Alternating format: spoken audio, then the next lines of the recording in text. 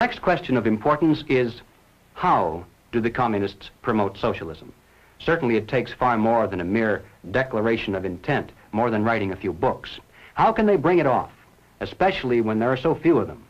How can they manipulate the vast majority into accepting socialism when they really don't want it? Well, here again we find that they have a plan. The strategy is precise and well tested. It's called revolutionary parliamentarianism. Now, the general strategy employed is a political pincers movement, and these are the terms the communists use to describe it. A pincers movement applying political pressure from above and from below. Now, when they talk about pressure from above, they mean using their people and their influence within the very government marked for takeover to bring forward official recommendations for legislation. These come from the highest possible levels and carry the full prestige of the government itself. The recommendations, of course, are offered supposedly as solutions to national problems, but when passed into law, their only real effect is to vastly increase the power of government and to move the country that much closer toward the ultimate goal.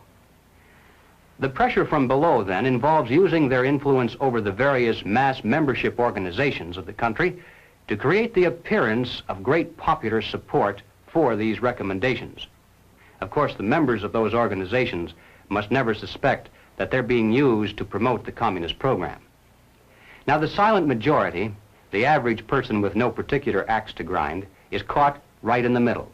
He looks above and sees highly respected spokesmen for government calling for socialist legislation. He looks below and sees mobs of demonstrators shouting for the same thing. He says to himself, has everyone gone crazy, or is it me?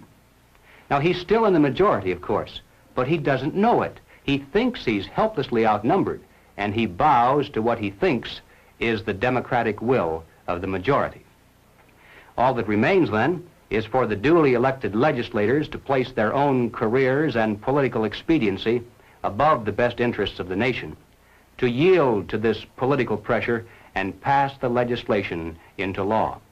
Then the whole process starts all over again with new recommendations from above, new demands from below, and finally, new capitulation in the halls of Congress. In this way, the nation can move to the left in giant strides until the ultimate goal of communism itself is reached entirely legally through the constitutional process and in the name of the nation.